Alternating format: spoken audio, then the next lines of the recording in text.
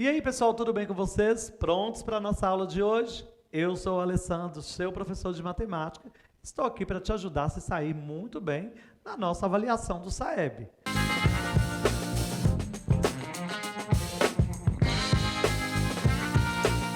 Descritor 26, né? Qual habilidade esse descritor aí está querendo para a gente aí? Vamos lá? Descritor 26.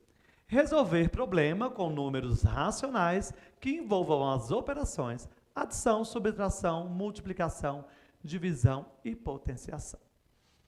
Veja bem, pessoal, esse descritor fala de problemas com os números racionais.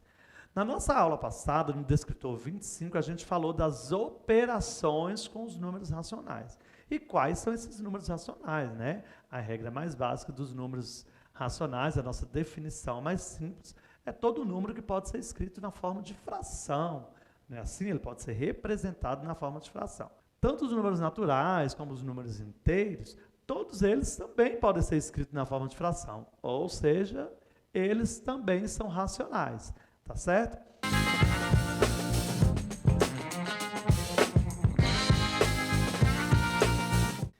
Descritor 27. Efetuar cálculos simples com valores aproximados de radicais. Pessoal, vamos entender qual habilidade esse descritor está querendo da gente. Então, a gente fala de radicais, né? E a gente fala de valores aproximados. Então, peraí, para me entender um valor aproximado de um radical, eu preciso entender lá direitinho, né, a nossa raiz quadrada, né, a nossa operação de radiciação, como que ocorre, né, uma operação de radiciação. Então, vamos lembrar. Inicialmente, a gente sabe que a nossa radiciação é o método inverso da potenciação. Então, a potenciação, se eu tenho 3 elevado a 2, eu repito a base. No caso da radiciação, é ao contrário, eu tenho que procurar o número que multiplicado por ele mesmo, eu encontro lá o pessoal que está lá no radicando. Eu vou até mostrar para vocês a nomenclatura aqui, ó. Então, quem está lá dentro chama radicando, quem está lá para o lado de fora é o nosso índice, e o símbolo, né, é o nosso símbolo do radical, que a gente chama popularmente de raiz quadrada. Não é assim? Só que não tem só raiz quadrada, existe raiz cúbica, raiz quinta, raiz sexta e assim por diante. Mas eu preciso só entender uma coisa.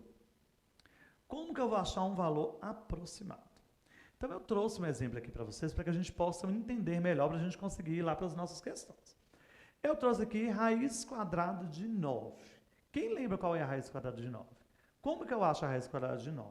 É um número que, multiplicado por ele mesmo, vai dar 9. Qual número vezes ele mesmo que dá 9, pessoal?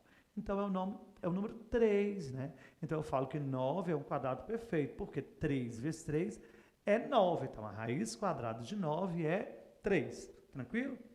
E no caso do número 16, qual que é a raiz quadrada do número 16?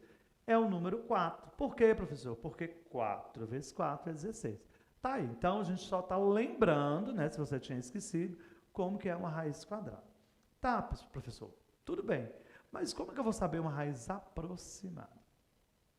Veja bem, pessoal, se eu tenho lá um número entre o 9 e o número 16, por exemplo, raiz quadrada de 10.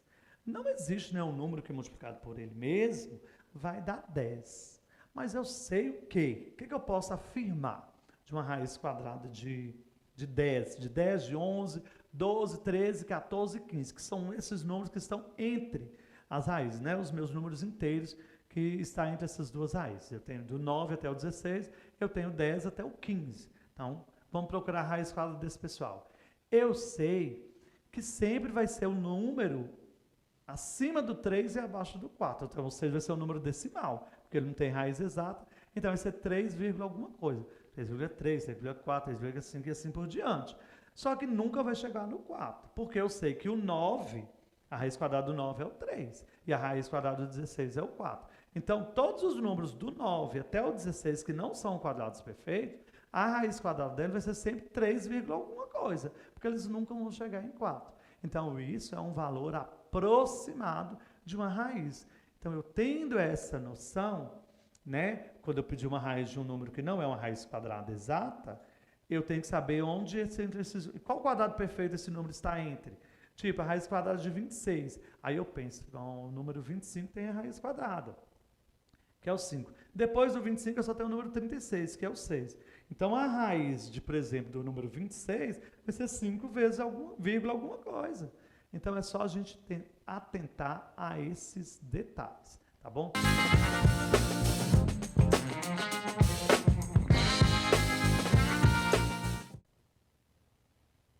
Descritor 28.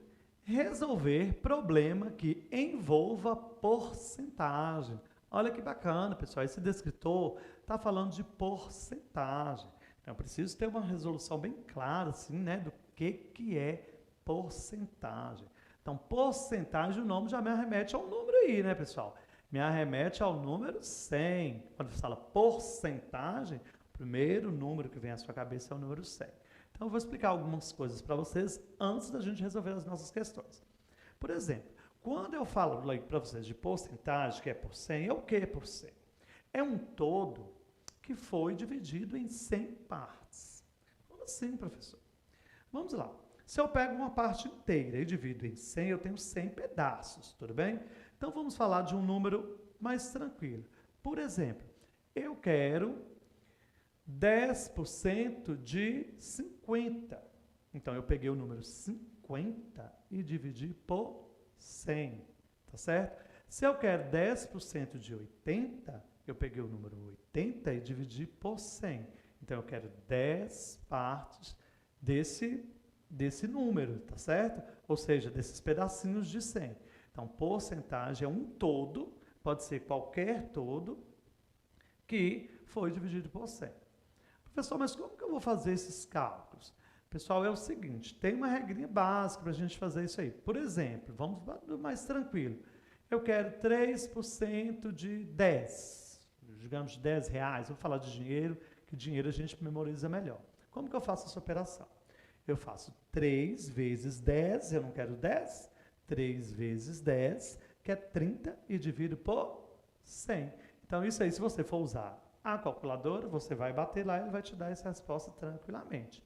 Se você for fazer manualmente, aí você tem que fazer cada operação separada, tá bom? Eu trouxe até alguns exemplos para vocês aqui, ó. O que eu trouxe para vocês? De como que essa porcentagem pode aparecer.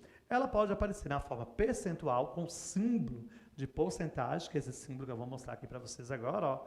Por exemplo, eu trouxe aqui para vocês 0,5%, eu trouxe 10% e trouxe 50%. Então, este símbolo me arremete a porcentagem, tá bom? Então, ele é o símbolo de porcentagem. Então, ele pode aparecer, geralmente é mais usual, em propagandas, em lojas, né?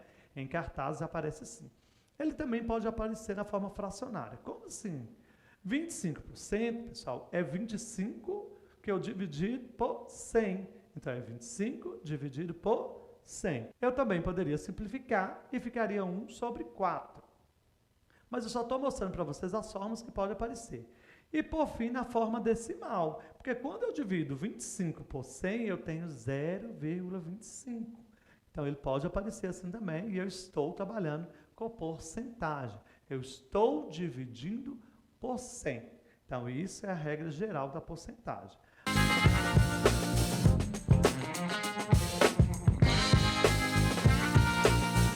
Descritor 29. Resolver problema que envolva variações proporcionais diretas ou inversas entre grandezas. Pessoal, esse descritor nada mais é do que a gente ver se uma grandeza ela é proporcional, se ela é diretamente proporcional ou inversamente proporcional. Como assim, professor? Grandezas? Pessoal, quando a gente fala de grandezas, é algo que a gente pode medir, que a gente pode calcular. Um exemplo simples aqui para vocês. Uma impressora, ela pode imprimir 10 páginas por minuto. Se eu dobrar esse tempo para 20 minutos, o que vai acontecer? Vai dobrar também a quantidade de folhas impressas, não é mesmo? Então, a gente tem aí grandezas que são diretamente proporcional. Por quê? Eu aumento o tempo, automaticamente eu aumento o quê? Eu aumento a quantidade de cópia. Ah, professor, mas isso é óbvio. Pessoal, mas nem sempre isso acontece. Algumas vezes você aumenta uma coisa e a outra diminui. Pessoal, outro exemplo bem fácil que vocês vão entender tranquilamente. Presta atenção. Se você aumenta a sua velocidade para fazer um determinado percurso. Então, eu aumentei a minha velocidade, eu vou chegar lá em menos tempo. E se eu diminuo a minha velocidade, eu vou gastar mais tempo. Então, vocês observaram? Uma coisa aumentou, a outra diminuiu. Uma diminuiu, a outra aumentou. Quando isso acontece, a gente está falando de grandezas inversamente proporcionais.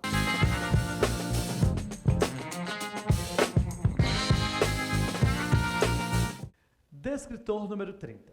Calcular o valor numérico de uma expressão algébrica.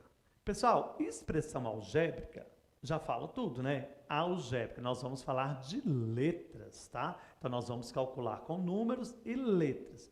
Os números que acompanham as letras, que são os coeficientes, a gente vai estar sempre multiplicando ele pela letra que ele acompanha.